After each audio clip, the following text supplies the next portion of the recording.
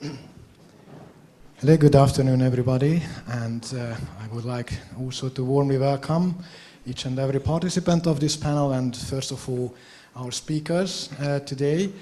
And before jumping into the heart of the matter, what is a kind of food for thought for this panel is a keynote speech, which will be delivered by Ueberschär, who is the chair of the Heinrich Böll Foundation, the German Green Party's political foundation. So Ellen, I would like to ask you to give us your keynote speech, and then we will continue a video message from Commissioner Sinkevicius, the European Commissioner for Environment, and then followed by the contributions of the panelists. So Ellen, the floor is yours. Thank you very much, Benedek. A warm welcome also from my side to all participants, to the mayors who convene now, we know it, and panel guests to the Budapest Forum. I am honored to have that we as a foundation have the unique opportunity to support this event and to kick off the debate about climate and people, about climate crisis combating and communities. The need for an ambitious climate agenda, this was highlighted also from Mr. Carbaton and others. The need for an ambitious climate agenda happens in a time of crisis. We find ourselves amidst the climate crisis, whose immediate devastating consequences for our lives and the environment are already showing. It's nothing that is ahead of us, but which is already there. The floods in Western Europe or the devastating fires in Southern Europe appear to be more than the writing on the wall. Amidst the climate crisis, government and societies and the European Union try to get a grip on the COVID crisis. Our societies are being weakened by the economic downturn due to the pandemic, exacerbating, of course, also social inequalities. And we observe a continuous backsliding of democracies in Europe, and not only here. What lessons do we learn from this accumulation of climate crisis, democratic crisis and health crisis?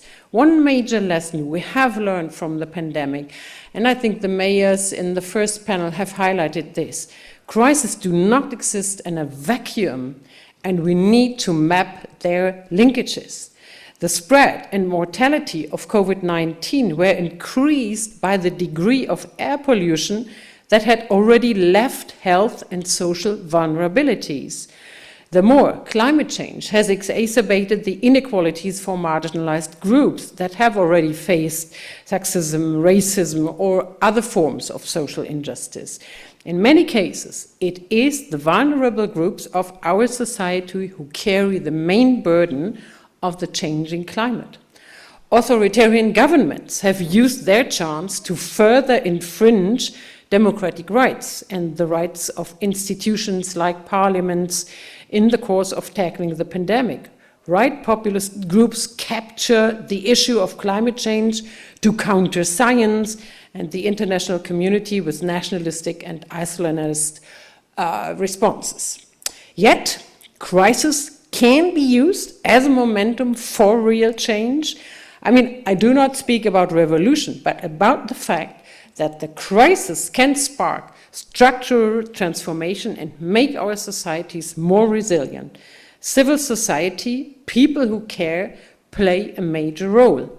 But the prerequisite of those resilient and democratic societies is a liberal democracy and not an illiberal one that undermines the fundamental rights and the human dignity pretending to combat the pandemic or the climate crisis.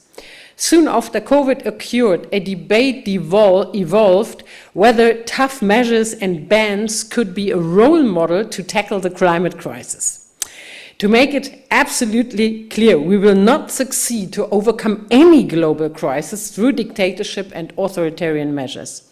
Freedom of press, freedom of expression, freedom of science are the prerequisites for a sustainable solution of the climate crisis and other crises.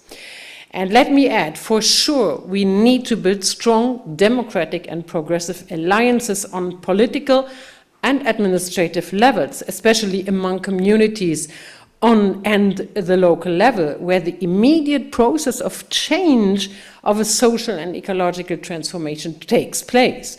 At the same time, we have to convince majorities in our European societies, make them part of the solution, show them respect and recognition. This is the only way to prevent citizens from following right-wing authoritarian ideas, falling prey to conspiracy theories, or emigrating in frustration. Democracy needs strong and committed citizens. I would like to bring three major theses into the discussion. First, climate protection for all generations is a democratic and a social matter. The fact that preserving the livelihood of citizens is a democratic issue and protecting the climate is necessary to protect civil liberty rights by law was highlighted by a verdict of the German Constitutional Court in April 21, and this verdict came after a ruling of the Dutch Supreme Court in a similar case. Climate protection, that's the main message of the courts, climate protection is a human right. And environmental and economic transformation has to go hand in hand with social transformation that takes all people into account equally, regardless of their age, their origin, or their social position. The young generations have called for an immediate reaction to the climate crisis, we know it, Fridays for Future and so on, to protect their upcoming generations. This also makes clear climate protection is a generational project. If we seek to guarantee liberty to our children and the next generations, it is imperative to not only stabilize, but to improve the living conditions for the generations and the citizens now and those to come, in urban and in rural areas, for workers, in trade, factories, agriculture, for students and the elderly alike. Transformation can only lead to success stories with the necessary political backbone of a society that has its own take and its own interest in bringing forward a real social and ecological transformation. Second, a participative, green and equitable renewal is key to preserving the liberty and the dignity of people and societies. What does liberty mean in the context of an ecological renewal? Protecting and strengthening freedom in Europe is to make sure that all citizens have the means and the opportunities to decide freely in future. None of us wants to see governmental bodies using emergency laws to determine access to water, to clean air, or permanently limiting mobility options. Governmental regulations on environmental protections, whether it be regulation on carbon emissions, on traffic or consumption, are often regarded as restrictive measures to liberty today. The main question, however, is what if today's liberty to consume freely will bring severe restrictions to the liberty of the next generation in terms of their living conditions and living space? Preserving the livelihood of our society is hence core to protecting the dignity of all citizens. To use a moment of crisis for real change, it is necessary to now assume responsibility and lay the groundwork for an ambitious recovery from the pandemic. The European Green Deal and the recovery program of the European Union is a great start, and it needs to have a consequent strategic orientation of its investments based on environmental and social criteria that the latter one has to develop. By the way, municipalities need direct access to European structural funding because it is the municipal level which is decisive for social and economic cohesion and environmental protection, integration and inclusion. Third point, citizens and civil society have to be involved in shaping the Green Deal. Communities, local initiatives, civil societies are placed exactly where transformation happens and hence present important drivers of environmental, social, and economic renewal. The European Green Deal will become a success story only if it is established with a broad alliance of civil society, economy, science, trade unions that has their say in how to shape a sustainable and green renewal. Responsive city councils and mayors are needed, trustworthy decision makers beyond any corruption, but instead with a vision of a fair and just municipality. There are already many local success stories happening all over Europe and beyond that serve for a great basis to create synergies, learn from each other, and foster political and environmental partnerships. Involving community actors, climate activists, or establishing Citizens' Council are only a few examples on how governments have systematically involved civil society in the political process. In the end, shaping transformation together with the people will strengthen and enrich our democracies as well. I would like to end here, and I'm looking forward to your perspectives on the panel and, of course, to this fruitful discussion we will have, I'm sure. Thank you.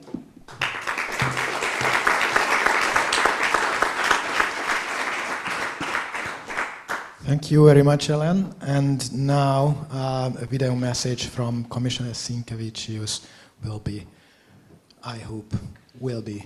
Ladies and gentlemen, thank you, Mayor Coraccioni, for this invitation, and to all the partners of this event for giving me this opportunity. I regret I am unable to be present live and participate to this very important discussion on the power of people in front of the climate crisis. When you look at the scale of the challenges ahead, we understand the need to get everyone on board. The need to make sure the transition is just and fair for everyone. They need to make sure people, organizations, communities feel empowered to act. That makes events like this extremely important. The challenges can be felt every day more clearly. Not just the recovery from COVID, but reducing emissions to reach carbon neutrality by the middle of the century, halting and reversing biodiversity loss, moving to a restorative and circular economy, and a world where pollution is a thing of the past. Thanks to the mobilizing power of the young generation, Europe is answering head-on to these planetary emergencies. The European Green Deal was adopted early in the mandate, and its components are nearly all in place. We have a climate law and the Fit for 55 proposals for accelerating the transition in all sectors by 2030. We have a circular economy action plan, a biodiversity strategy for 2030, and a zero pollution action plan. As scientists have been further ringing the alarm bell this summer, we need to accelerate the implementation. This requires significant investments, new ways of producing and consuming, research and innovation, and changes in the way we live, we use transport and work. It requires mobilizing governments, the financial sector, businesses, the public sector, and professionals from all horizons. It requires involvement of local and regional authorities, communities, associations, and NGOs, because ultimately change will be brought by the people that engage wherever they are. And to be successful, policies and solutions need to be planned, designed, and rolled out with people in mind, and especially the most vulnerable. This is why we have taken seriously the concerns for social fairness in our climate legislative proposals and taken care to design them in an inclusive and socially conscious way. A few examples. The Energy Efficiency Directive includes obligation to achieve energy savings among energy poor and vulnerable households. The Energy Taxation Directive offers exemptions for vulnerable households. Furthermore, the Social Climate Fund will support member states to mitigate the costs to the most exposed to the increase in fossil fuel prices, because tackling energy poverty will be a must for ensuring a just transition and bring the power of the people on board. People and organizations are not just the recipient of EU policies and programs designed in Brussels or in the national capitals. They can also get involved in the EU Climate Pact to connect, share knowledge, develop, implement, and scale up solutions for climate change. The pact covers much more than climate. It's also there for biodiversity, pollution, and circular economy. People can also join in citizen science. Protecting and restoring ecosystems, for example, takes information from volunteers who count birds or butterflies, seals, or litter on the beach. People can also take part in the Conference on the Future of Europe, a major new forum for open debate. It's transparent, it's inclusive, and it's gathering citizens' views on European challenges and priorities. Our goal is to take Europe out of the capitals and to reach every corner of the Union and to give back a sense of control. So we listen to citizens and we listen to cities as well. Urban areas play a vital role in improving air, water, and noise pollution, in enhancing biodiversity protection, and in transitioning away from the inefficient patterns of growth. European support takes many forms, including awards and programs that help cities face these challenges and become cleaner, greener, and healthier places to live. The Green City Accord, launched in October 2020 to encourage more intensive action to improve the urban environment. More than 60 cities are already taking part, and we hope for many more. Like today's event, it's all about partnership, democracy, and participation. And it's also about fairness, responsibility, and solidarity. Best wishes for a fruitful discussion today and a successful event. Thank you. So thank you for Commissioner Sinkevicius. And now, after these two valuable keynote speeches and contributions, it's time to introduce the panel which we have today. So besides our fellow Ueberschär, who was already presented and who gave the keynote speech, co-president of the Heinrich Böll Stiftung in Berlin, also head of the scholarship program of the Heinrich Böll Foundation.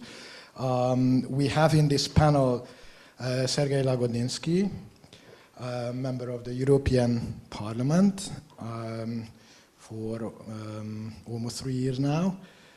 Am I right? It's a long time, yeah. Who is member of the Libe Committee and mostly responsible for rule of law issues in the Green Group of the European Parliament. Unfortunately, Leonore G. Wessler, Federal Minister for Climate Action, Environment, Energy, Mobility, Innovation and Technology in Austria, had to decline her participation due to health issues. She deeply apologizes for this. But we have Ada Ámon, who is Chief Advisor to the Mayor of Budapest and Head of Unit of the Climate and Environment at the Budapest City Hall. And last but not least, of course, we have Amandine Roggeman, who is representing the Citizens' Convention for the Climate in France, which is an excellent example of public participation and citizens' engagement in climate policy making. So we listened to many very interesting ideas and inputs from in the keynote speeches. And first I would like to, well, in a way to go from the higher level to the local level, from the European level through the citizens or the cities level to the citizens level.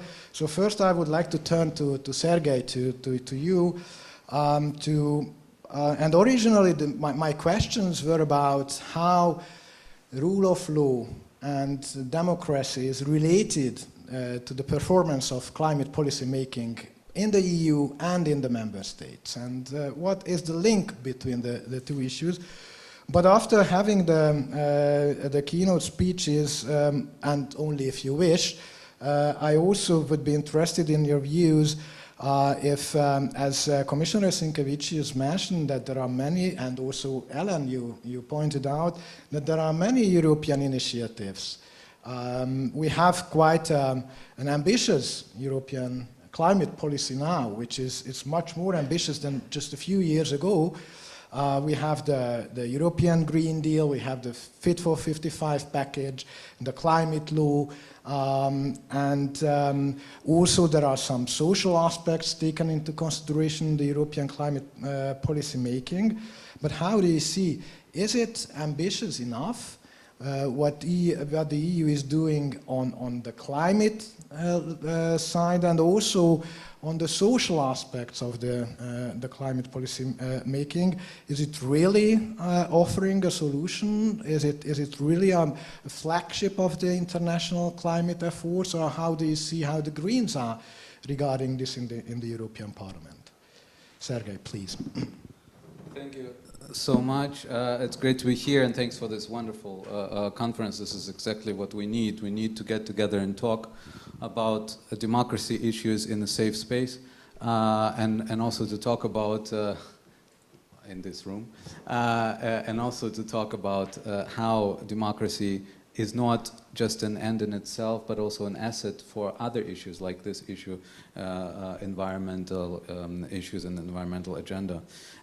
Just to address briefly what you mentioned, I do think that the European Union, and we have to acknowledge that, this Commission under Ursula von der Leyen, and we can be critical of some aspects of it, etc., but the trajectory and the direction that this Commission has taken, also upon pressure coming from initiatives like yours and from the citizens, by the way, speaking of democracy, they have reacted, and I do think that it is important to acknowledge that the direction is right, and that we have the greenest, so far, the greenest Commission.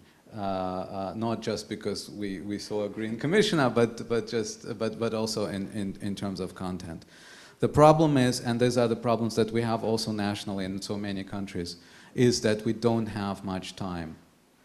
And the problem is the ambition.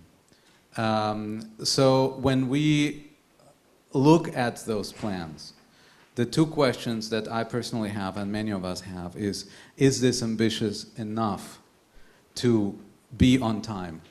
Because as you know, and I don't have to elaborate on this panel at least, the Paris Agreement targets, even in Germany, we probably are going to be missing them. And if the future government is not going to be green enough, we will be missing them for sure. Sorry, I don't want to do an electoral campaign here, but we are just a week away from a very important decision there. But also in your country and in the Czech Republic, so we have a very dense democratic months ahead of us. So I would say the 2 points or the 3 points maybe are the following. Number one, we need to be more ambitious. We need to raise the standards and the targets higher and faster than they are, because otherwise we will be having problems for future generation, or maybe even for this generation. When we see this summer, we already sense it. Number two, the issue of implementation. We just saw the State of the Union address of Ms. von der Leyen, and she can talk nicely. And I don't want to touch upon the rule of law issues that she mentioned yesterday, but also on the green environmental issues and policies. This was a very nice, moving speech, very poetic, but the question is what about implementation? And is she capable of implementing it against council members, against member states, who of course have a slightly different view for national and political reasons? So this is number two, and there I think we should support the Commission in pushing this agenda into national governments and forcing them to come with us. Number three, what we are missing very often now is the right calibration of those standards. We often agree now about maybe the level of ambition. We can still adjust, but we agree that we want to achieve something. We want to impose higher CO2 prices, etc., etc. I think it is time now to see and ask the Commission, and for that we need not just the green, but also a left-leaning perspective on that. Can we calibrate the burdens in a way that they would not blow into our face, because the voters will say, I'm very sorry, but I have to feed my kids. And this is something that we are addressing in our proposal. So more investing, of course we should, for example, the money that will be coming from trading the certificates.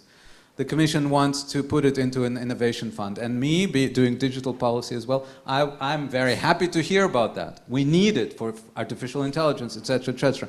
But we want it to be a social policy fund.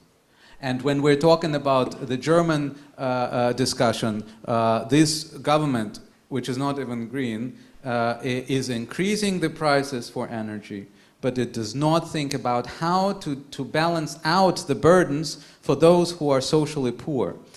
And the Greens now play the role that actually nobody would have expected it, at least in Germany, in a kind of stereotypical way. The Greens want only, raise the energy prices. No, we want to redistribute the revenues that we're getting there, but we will redistribute them depending on the income. People like myself who have a good income should not get back from the government. But people who have kids and earn less money need to be reimbursed partly, or depending on their income. And I think this is something that this Commission is not, where this Commission is not there yet. And when we look at the Just Transition Fund, and of course when we look at the agricultural policy, which is the biggest problem that we're having, and the policy in terms of transportation, these are the two issues where we still have to adjust and improve, because if we do not rebuild and restructure our policies in the agricultural area, you can forget about the rest. So these are the points that I would say, more ambition, more calibration of burdens, and more focus on real enforcement, also vis-à-vis member states, I think that are important. I know that there are other people, maybe I can briefly just say about rule of law or about democracy issues. I have many more points there to make, but I don't want to make too much of your time. I think that this combination, as Ellen also mentioned, is a key, because it brings together two issues. I usually say we have three issues that we're facing in the European Union, which will be crucial in the upcoming 2 or 3 years. And if we don't manage them, the European Union will implode. And these issues are: how do we address climate change? How do we address rule of law? And how do we address the issue of ability to act on foreign policy? We're talking about two of them, but I wanted to add the foreign policy issue to what Alan said. The problem with, let's say, authoritarian regimes, or our very kind of 19th century understanding of democracy, is that it gives us incentives, or it gives the rulers incentives to extract fast and very exhaustive rent, doing the rent seeking, by externalizing costs. And how do we externalize? We don't externalize towards our voters, of course not. We need their votes.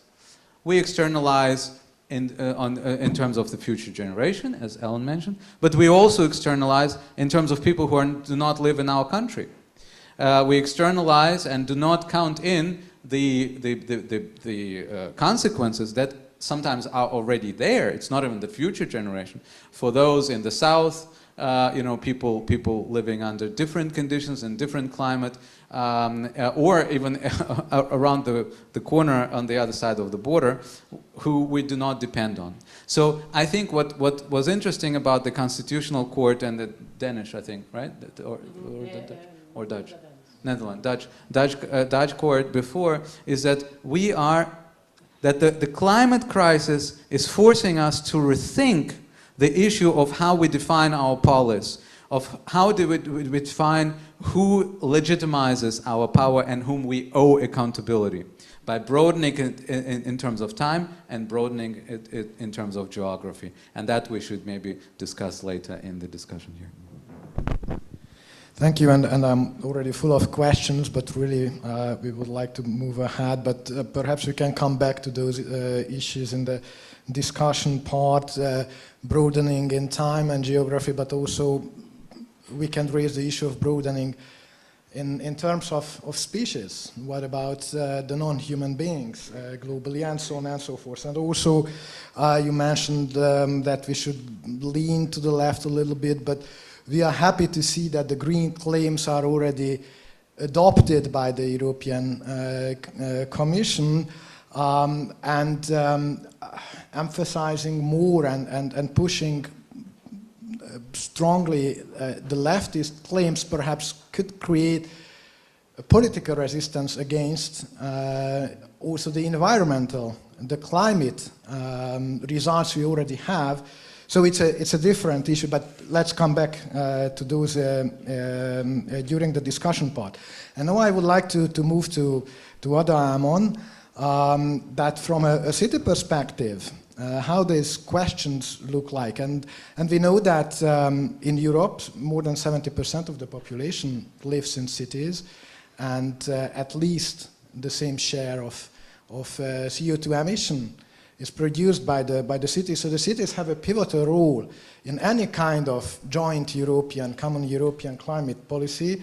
But what are the prerequisites, the conditions of cities to perform well, to effectively contribute to the European climate efforts and climate actions? And on the other hand, as we were talking about the social aspect, it's a bit tricky for cities, as the lion's share of social policy making is in the hands of the national governments, or in the land in Germany or in some other countries, but very rarely they are in the hands of the local government. So how to couple on the local level the climate action with the social action? How can we make the green transition as just and as fair as possible? What are the experiences here in Budapest?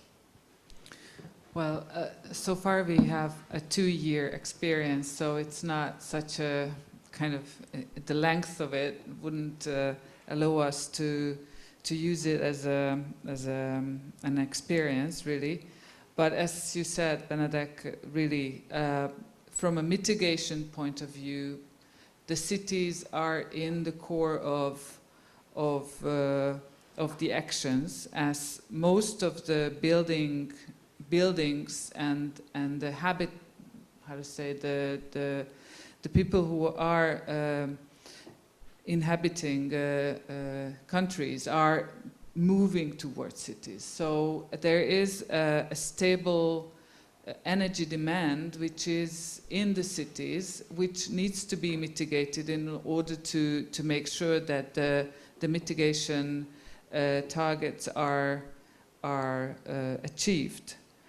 But on the other hand, the adaptation challenge is also in the cities, as most of the effect of climate change are much more severe in cities. Therefore, all the adaptation costs, or the lion's share of the adaptation cost, which affecting people, are somehow placed in the cities.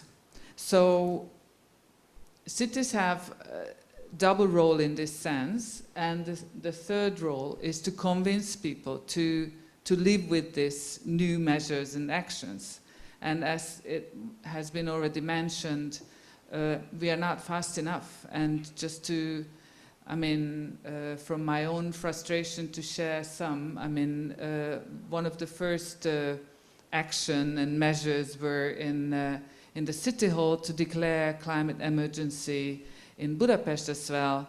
And since then, unfortunately, we have also the work and the task to convince our own colleagues to be fast on that issue, And as you see, governments are usually very slow in action, and this is one of our biggest frustration at the moment, probably. So this is therefore the city's role, and as it has been also mentioned, we will be in the forefront of actually doing the work. We will have the most power in terms of mitigating CO2 emission from the sources, from the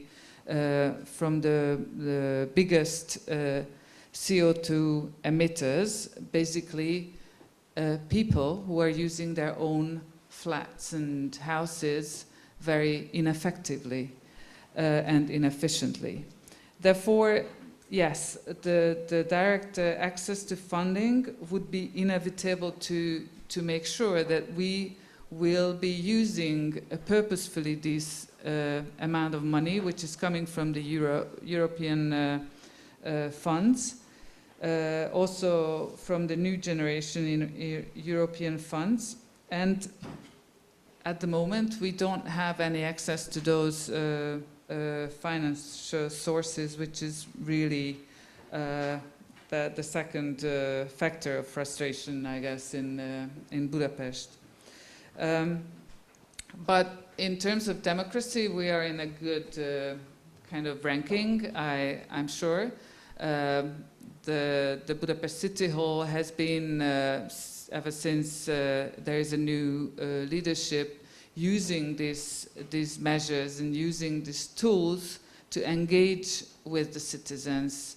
And we had our first citizens' assembly on how to tackle climate change in the city, in Budapest, which has been a very, very supportive and reinforcing event, as we could see that really citizens, if they are informed enough and if they have access to the information which is essential for making an informed decision, they can accept and understand and live with all those difficult and probably sometimes restrictive measures, and they would propose it even to the City Hall to implement those, and they would hopefully held us accountable to do so. So in this sense, the common sense and the public wisdom was there, and we could use it in our own climate strategy, which has been already adapted since then. But what I'm trying to show here is there is a gap between the ambition of cities, also in Hungary. I mean, cities are quite ambitious in terms of mitigating and also adapting to the changing environment, whilst the government is really reluctant to support these actions. And on the other hand, and this is a question to the European level, so to say, how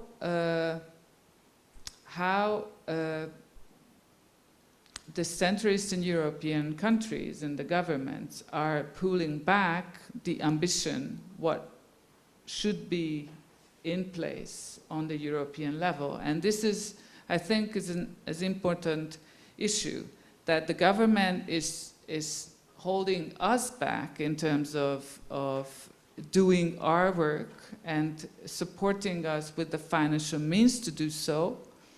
And at the same time, they are doing the same thing on the European level and blaming the European Union, forcing us to do something what the Hungarian people wouldn't like to do, which is not true, actually.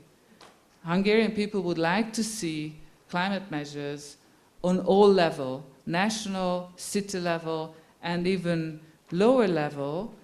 And just to go back to the question, how can we do that if there is no financial means? How can we do that if the legislative framework regarding climate and environmental issues are tying our hands, and we don't have the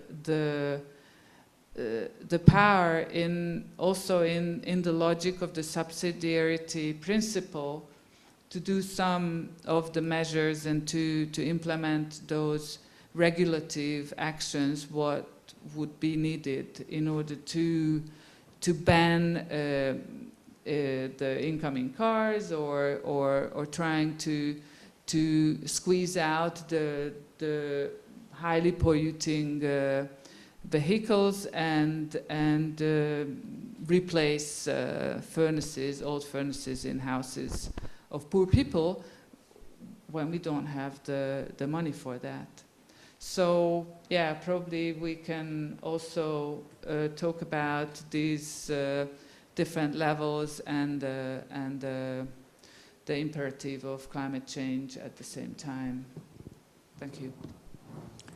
Thank you, Ada. And the first two speakers talk a lot about social fairness of the green transition, which is very important, of course. Ada already started to speak about not simply to make the climate transition socially just and fair, but to involve the people in decision making. And I think that that's really one of the big questions, how to make the government not simply for the people, but of the people and by the people. So how can we make the different level of governance more open to the involvement of the citizens, and what is the role of the citizens in decision making, and especially in climate and environmental decision making, and how can we make the participation, the involvement of the citizens stronger on the local, on the national and the European level, keeping in mind the coming COP26 in Glasgow, which is in November, how the citizens, the people can contribute to the global climate diplomacy and global climate decision making. And Amandine, who represents the French Citizens Citizens Convention for the climate, you have important experiences. But I'm not sure that everybody is really very well informed and experienced regarding the French Convention for the Climate, Citizens Convention for the Climate. So if you could a little bit introduce us that why this procedure, this whole story was created or initiated, and what are the experiences of the active participation of the people in the national climate decision making. Sure. First of all, thank you very much for the invitation. It's my first time in Budapest, thanks to you, so I'm really happy to be there, and it's a concrete example of how citizens can contribute to this big dialogue and transition being there with you today, I think. So to sum up a bit about the French Citizens Convention on Climate and what is it, who were its members, how does it started? I would say you said earlier you have to go faster and higher, and I completely understand this ambition, but this is exactly why the convention happened in France, because our government wanted maybe to go too fast and too high on some climate policies that the people were not ready to understand. And so this was actually the Yellow Jacket protest, so you might have heard of that. It was in 2018 in France. So the whole country was paralyzed, actually. That was quite a mess. And there were weekly demonstrations of people from all around the country, mostly rural areas, actually, and people from the countryside. And they were claiming for better standards of living. And they were, what was actually the trigger factor of that was that the French government wanted to implement a new tax on fuel. And the idea of this tax was to reduce greenhouse gas emission of people and to be in the trajectory of the Paris Agreement that you just mentioned before. But I think they didn't take time to explain this aim to the people and this global framework. And so this was only perceived as, one more tax in your everyday life. And how are you gonna end up paying your rent at the end of the month? You were saying like feeding your kids. This is exactly that. The people that were in the street at the time were asking this themselves, how can I be in this climate transition, which I don't really believe in, or I even don't think climate crisis is real. So you have people that still believe that. And my priority is to feed my family, pay my rent, and all that. So it was really like I think it's the best illustration of what you both said previously. And I think that the government understand that they couldn't implement a climate agenda without involving the citizens after this event. And so there was a first attempt to organize a big consultation in France that was called the Great National Debate. So this was beginning of 2019. And all the country was invited to provide ideas about what to implement in their way of life. You had like big thematics that people would react on. And the problem of that first initiative was that there was no follow-up. Many people had been coming to public meetings and they had been like putting ideas in registers of grievance that were after supposed to inspire the government for measures, and nothing was really made of that, or nobody knew what happened to all this work and all this material, and this democratic material actually. And so the Citizens' Convention for Climate was born after that, knowing that you had to have a very clear goal and a very clear commitment from the political side, saying what you're going to do about the work. And so this commitment was really at the core of the Citizens' Convention in France. It's when President Macron said, I'm going to take and consider all the proposals that you will have without filters. So that was the big thing in France, the without filters. What does it mean exactly? Where are the filters? Are there any filters in the end? And so this is a statement for which I think is a bit reproached today because he didn't fulfill completely his commitment on that point. So that is, the history of the French Convention, and maybe in a few words, what is it concretely? It's in summer 2019, 150 citizens were chosen at random according to some criteria in order to form a representative panel of the French society. Among those criteria, to give you an idea, were gender, age, level of education, socio-professional category, geographical area, and type of residency. And so I was one of them. I was chosen really at random. One day I just got a text message saying, like, do you want to be part of this? And I'm like, I don't know. What is it? Is it really involving? And it really changed the life of the people that were part of that, really. And I think nobody really thought about the impact also in your personal life.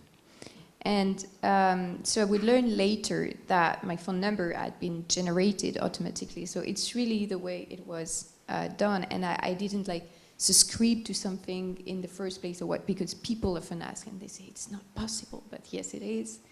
And the mandate of the convention in France was the following one: to define a series of measures allowing to achieve a reduction of at least 40% in greenhouse gas emissions by 2030 compared to 1990 in a spirit of social justice.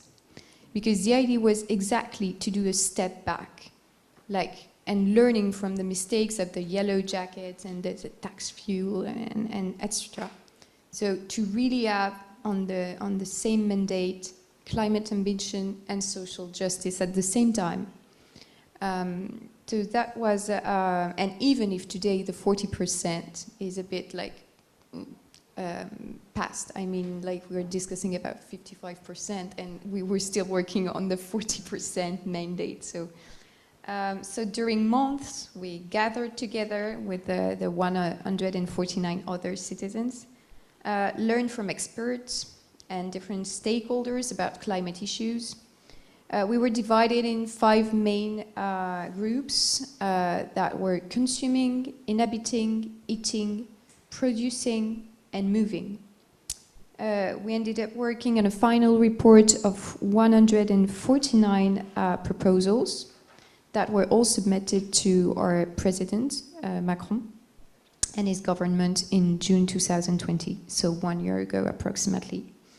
And most of the proposal at the time, we were asked, with the help, of course, of lawyers, because we didn't have the exact ability to do it, to translate our proposals in legal terms. So that would help actually the government or the deputies and to political leaders to work on this material and to make a real law proposal out of it. So we gave back that we gave that work, and 1 year later we voted in France this summer a law that is called Climate and Resilience, and the law is mostly inspired of the work that we have produced, but it's still like some people are still a bit critical about it, and I have to say so because I'm there like to encourage also other countries and other cities to have, I think, similar initiatives, because there is still a lot to experience and to improve in citizens' participation. But the French experience was, yes, the end was a bit, I mean, not as ambitious as it should have been, I guess. The law proposal is not taking all the measures and all the proposals that we have done, so the filters are here in the end. And also, I think it's some other proposals were slightly changed, deadline for entry into force, or you know, the carbon gram per liter for the vehicles was higher than what we would have expected, or you know, those kind of small indicators that make you see that the ambition is not exactly the one you wanted in the first place. But in the end, it's still, for me, I think the first law in France that it directly comes from the citizens, and not only from the ministers or the deputies and parliaments. It's really the first time I think we have a law project. So I think it's a great success in that way to first have something concrete that we succeeded to do together, because after giving the proposal to the government, we went into discussing with the different parliaments in France also, and I haven't made that in my life before, so you know, it was a real big experiment, and also on a human point of view. I mean, I think every citizen deserves to live something like that and to really experiment what is it to be a citizen. We have many people in the end of this process that understood that they had a part to take in this big society, you know, and they went for political elections, on a local elections, and they were not at all engaged, or I mean, they were not in politics before. So I think it's a great example of also how to give back confidence to the people in their political system. Because in France today, I don't know what's the situation here, but in France you have like massive abstention to every election, even national or locals. So I don't even speak about the European ones, which are like, I think it's far for the people, the normal people, it's far. Like, so I think it's really important on this point of view to involve more and more citizens. Thank you very much. And now I would open the panel for reactions to each other, but of course I have questions as well. You may decide if you want to react on what we've heard from other speakers or answering to my questions. But I have a few questions, and the first, perhaps, Alan, for you, that we were speaking about that. Well, we had a cross-cutting approach of climate issues from the European level till the citizens' level, perhaps a little bit less about the national level. And Germany is really a flagship of climate action in Europe. Partly because it's regarded as one of the front runners of climate actions. On the other hand, also the criticism are there regarding the German climate policies, the Energiewende, saying that exactly the social aspects were not taken into considerations on the proper level, and perhaps the high, which Sergey, you mentioned, that the high energy prices in Germany might be the consequences of the transition, partly the nuclear phase out, partly the investment in renewables. But how do you see the German experience, and keeping in mind all what we've heard about the public participation and citizens' engagement, that how this happened in Germany, and what could be the lessons to learn for other countries, how to make or how not to make the climate and energy transition. Benedek, thank you for this impression. Our impression is a bit different because we used to be the forerunners, yes, with this energy law and so on, with this legislation which was released by the red-green government 15 years or so ago. And since then we have fallen behind, also behind other European countries, and that's really the problem. And it's always disappointing when I don't know, was it last year or the year before, the first climate package came out. I was listening to ordinary people in the Berlin S-Bahn, and they were really disappointed. Those were teachers, and they were visiting Berlin with their cousin. They were really they didn't know what to say, because we saw massive lots of people, of young the complete young generation on the street, and all what was done was such a little. Yeah. So then the verdict came in April, and that was, of course, a boost to the ground. So the ruling government was again forced to improve the climate package they had already made, and then they said, oh yeah, the Social Democrats, it's their fault, and the Social Democrats, no, it's your fault, and so on and on. And what we see is, in this national election, climate is on the forefront of the topics that are important for the people. And I would say that's for the first time. I mean, people in Germany, they are aware, they have the awareness of environmental issues. That's a historical issue, which would be to take too long to explain. But the awareness has always been high. But in the end, if you go to the cabin and to vote, you vote for your pension or for housing prices or whatever. But this time it's different, and that's why each and every party in Germany at the moment in the election campaign is talking about climate policy. So this is really, it's a top topic. And the problem is what Sergey was referring to. how ambitious is what the parties suggest, how serious is it meant, and will they go on if they come to the government? So that's, but on the other hand, I would say the leader of the Green Party always says, okay, we want to compete. We don't want to be the only one to bring forward the climate issue. That was the point you were referring to.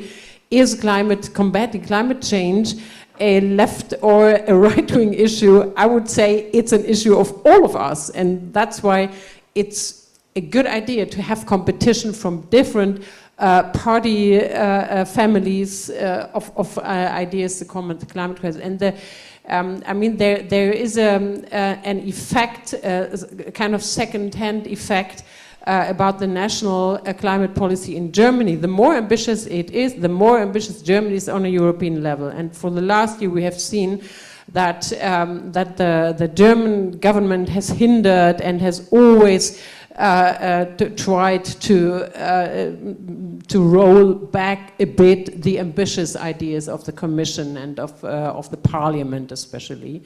And that's why it's so decisive what kind of government Germany will see next year. This will have a heavy influence on the European Council and what can happen there. Well, I'm tempted to ask what color of government in Germany we'll have, but of course nobody knows that at this point.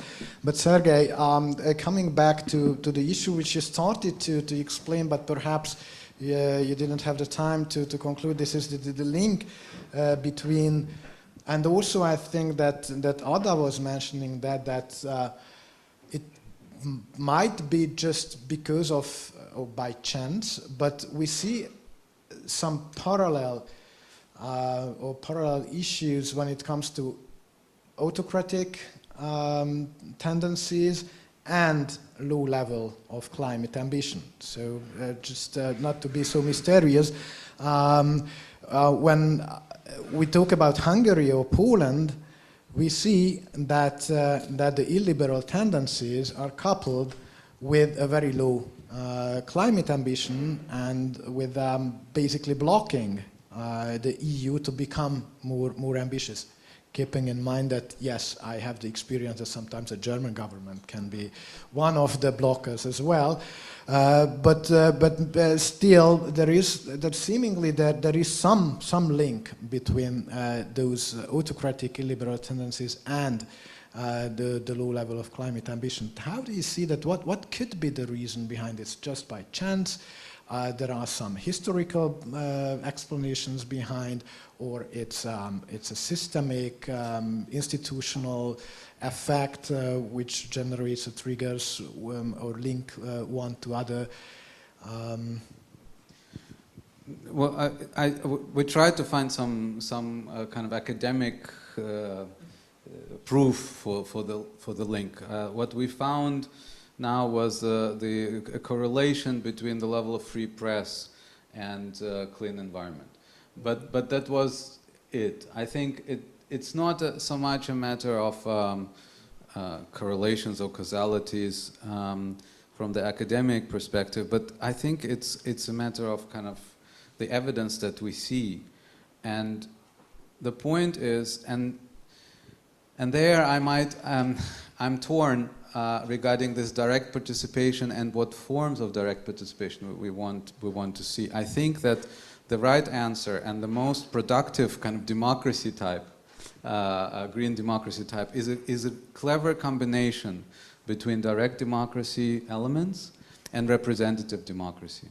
Because if we only go in one direction and talk about direct democracy, we are going, or there is a risk of going onto a very populist kind of path.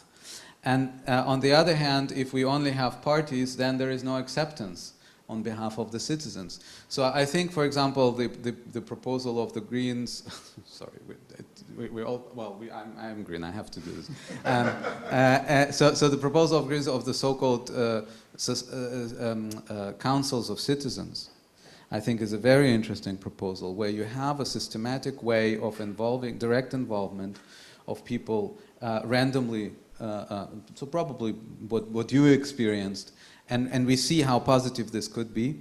But I do think that we should not lose sight of the fact that that the liberal democracies, with issues of empowering civil society as it is, not just as a substitute for parties and parliaments, but civil society's transparency, free press, without which we would not discover the corruption issues, and corruption is a motor of environmentally damaging processes, because, as I mentioned, it's easy to exhaust and to squeeze out environment and into your own pocket. So those elements, the elements that are at threat in countries like this, or in a country like Poland, I'm very sorry to say this, or in Slovenia, which I visited a couple of months ago, these are all elements that are safeguards into looking into green responsibility, green accountability, inventing new concepts like the free courts and independent courts, who don't look at the government but correct the government, and by doing so are doing the exercise of developing the concept of democracy, as we have seen here. And one more point, I think, which is interesting when we talk about both rule of law issues that we're facing now and environmental issues that we're facing now. When both of those issues, with them becoming more and more important, we are departing from the usual dichotomy of left and right. And I think this is something that is very disorienting, but maybe these are the new orientation and the new compass that we could use. Because, as Ellen mentioned, it's not a given that the left-leaning forces are more ambitious and the right-leaning forces are less ambitious. And it's not a given that the left-leaning forces are more democratic in terms of, liberal democracy, and the right-wing. So we are, it's probably the sign of our times that we are kind of departing those dichotomies of the 19th century, 18th century, and going into totally new democracy understanding and political understanding, and that could explain also the decay, not now in Germany, but the decay of social democrats in Europe. Well, now in Germany is a totally different case, because it's not about social democracy. It's not about content of social democracy, and also the decay of conservatism that we are seeing now in Germany, and the hopeful kind of trajectory of the Greens, who kind of bridge those issues, especially if you look at them in Germany with the two wings, the Realos and the left, and actually you want to get into the center and to leave behind those fights. So I think this is also an interesting sign of development of our democracy through environmental challenges, that it is just a different framework. And because I don't want to monopolize the panel, I will not discuss the issue of Eastern Europe and environmental and climate issues, and why we're still lagging behind in our discussions on that. I think there is at least if I look, because I also deal with former Soviet Union and Poland, I do think that there is still kind of a post-socialist and post-Soviet strange way of not wanting to deal with those issues, just as the issue of diversity. But that we need an extra panel on that, maybe with historians to talk about this. Next year we will have that panel as well. But now I would like to ask Amandine that you mentioned that the process brought you to contribute to the Climate and Resilience Act in France. Still, I have two questions regarding that, because, as you mentioned, finally the law was not as ambitious as it should have been. So it's still about the 40%. So we had the complete public participation, and this didn't lead us to a really ambitious climate law. How do you see that? Why this happened in this democratic procedure, or what were the elements of, or what limited the convention not to become more ambitious on the one hand? On the other hand, and I'm happy that you mentioned the case of the Gilets jaunes movement, because I think it's really a textbook example how not to introduce environmental measures. Is there a difference? So the Climate and Resilience Act, what was the public perception of this new law? So there was more support from the society. It was widely acknowledged and accepted. Just the opposite way as it happened with the fuel tax, which was the triggering issue for the Gilets jaunes movement.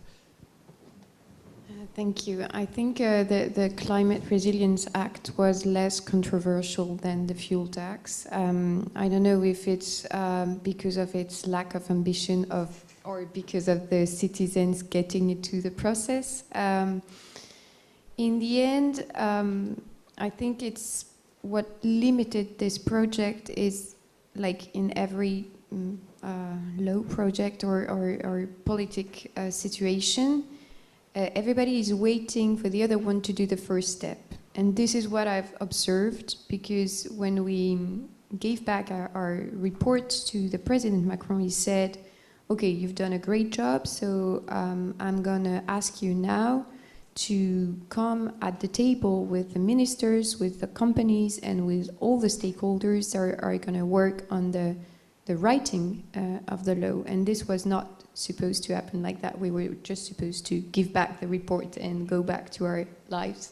So we had this step, this supplementary, this one more step that was really like getting us into the complexity of policy making, which is really precious and interesting when you're a citizen coming from not this world. And so we were facing people like big companies or what, saying, we want to do this, we want to move forward, but we are waiting for the public regulations on this subject. And when you ask the politicians and the government, they're saying, of course we are going to do the regulations, but we wait for the companies and the economic key players to be I don't know, to move forward first. And we had like this debate that I was pretty involved in. It was the regulation on advertising, which was one of the proposals of the convention.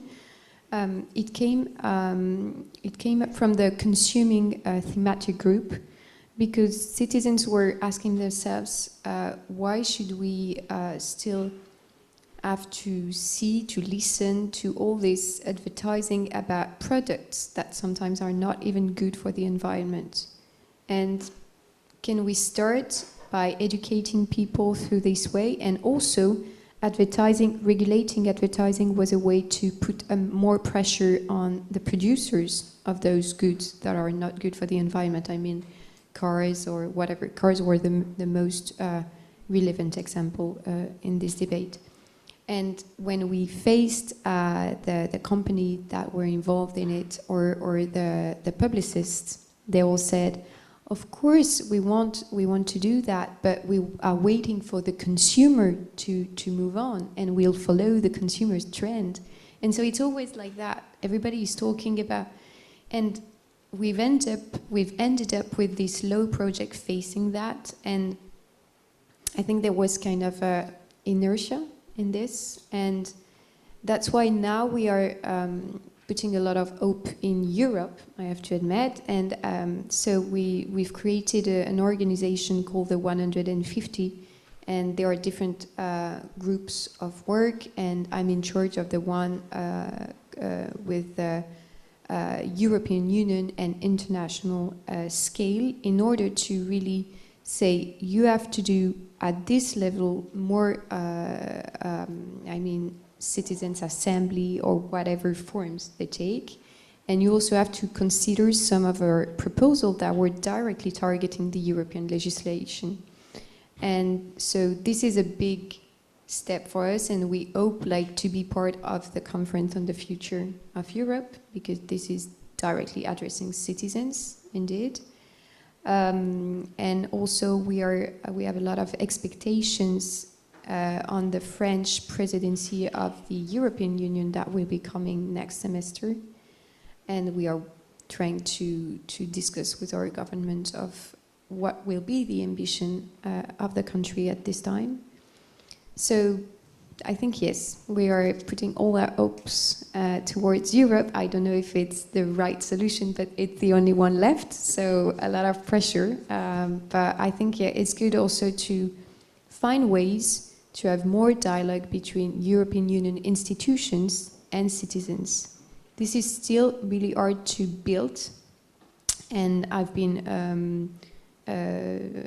addressing that with President of the European Union Parliament, and we were very enthusiastic, both of us, but nobody had the solution on how to do it concretely. And that's the thing. So I think there is something to dig in and just maybe also help the different citizens that have been in those processes all around Europe to meet together and share the experience. That would be a first step, I guess. And so, yeah, this is what I would like to raise. When it comes to influencing European climate decision making, of course, besides of the citizens, there are the cities.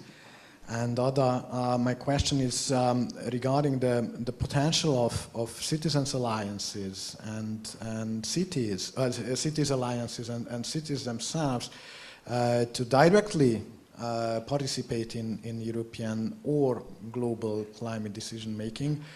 We know that in the Central and Eastern European region, the big cities are much more ambitious from a climate perspective than the national governments. Is it an alternative to the national governments? How this could happen? What the cities can do, and what the EU should do to have a better cooperation with the cities in the EU to perform better when it comes to climate action? Very good question, and I don't know the answer, though.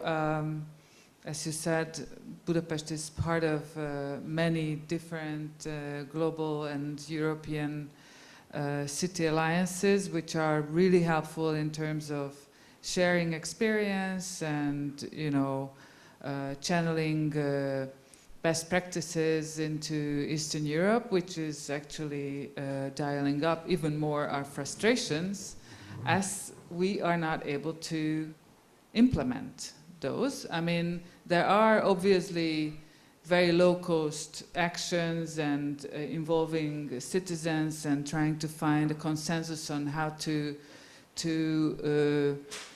construct a very nicely harmonizing and consequent climate strategy, but then it is very difficult to implement, as it would need at least 8 billion euros just to conform with our climate actions and do that 40% mitigation target as we set in our strategy. So 8 billion euro, we can't really imagine that it would come into this city under the auspice of the Fidesz government. What I'm kind of, looking at the picture of Budapest from the above, one thing what strikes you really is the absence of blue roofs. And this is the absence of solar panels on the roofs. And just to connect this idea to democracy, climate democracy, energy democracy, what we have seen in Germany is that, people got the support from the government to implement their own power station. And they had a very good yield on it yearly.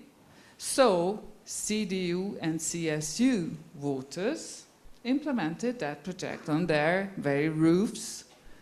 And when the government wanted to take away that benefit from them, they said, hello, we have a vote here, and if you are not cautious enough, we are going to take away it and give it to another party. And this created a green, acknowledgement and notion in the German society, which is very important in Central Eastern Europe, because Germany managed to lower the cost of solar panels in whole Europe and the whole world.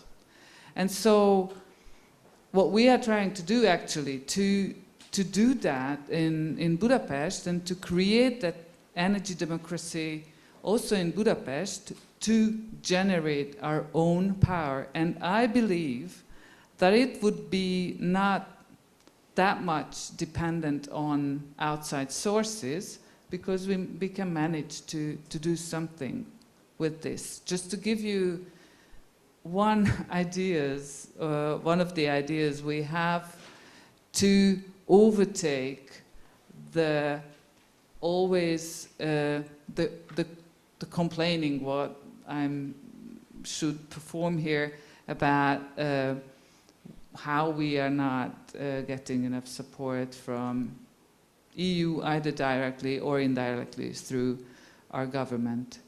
But we can learn a lot from other cities on this, and learn how to really channel the very scarce and small resources what we have access to in these alliances, and hopefully we are going to be able to use those well enough.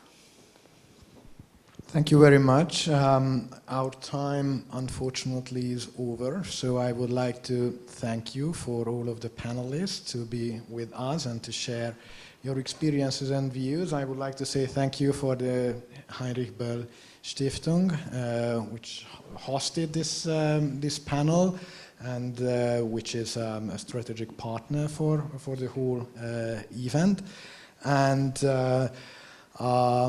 let's hope that the ongoing decision-making on the EU level on climate policy making and the coming COP26 will provide and deliver decisions and policies which help us to get closer to what we are talking about today. Thank you very much.